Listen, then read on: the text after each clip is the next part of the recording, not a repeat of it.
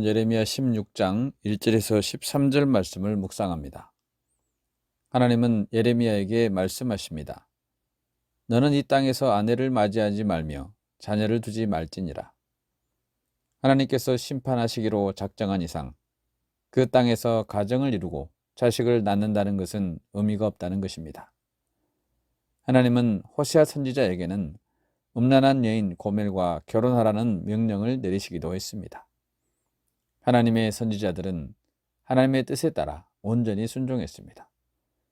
결혼하는지 여부, 가정을 이루는지 여부도 하나님께 주도권을 맡겼습니다. 선지자들의 특별한 삶은 곧 하나님의 말씀을 드러내는 계시였습니다. 하나님은 죄악된 백성에게서 하나님의 평강을 빼앗아 버리며 인자와 사랑을 제거해 버리실 것입니다. 사람들이 무수히 죽어가도 애곡하는 자가 없을 것입니다. 하나님은 예레미야에게 초상집에 들어가지 말라고 하십니다. 하나님의 징계로 인한 죽음이기 때문에 슬퍼할 까닭이 없다는 뜻입니다. 또한 잔치집에도 들어가지 말라고 하십니다. 사실 하나님의 철저한 심판이 임하게 되면 잔치하는 집도 없을 것입니다. 하나님의 심판이 있으면 웃고 떠들고 잔치할 수 없습니다. 하나님께서 심판하시는 날 청춘 남녀가 없어질 것이고 가장 즐거운 결혼 잔치도 없을 것입니다. 그렇다면 하나님의 진노의 날에는 어떻게 아파해야 합니까? 소리내어 울 수도 없으니 터져나오는 울음을 참고 마음속으로 애통해하며 눈물을 삼켜야 합니다.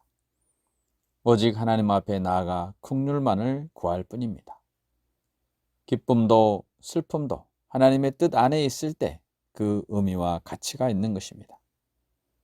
하나님의 심판에 대해 사실 단 한마디도 변명할 수 없을 텐데 그래도 하나님의 심판에 대해 누군가가 항변한다면 하나님은 어떻게 자신의 정의로움을 설명하시려고 하십니까?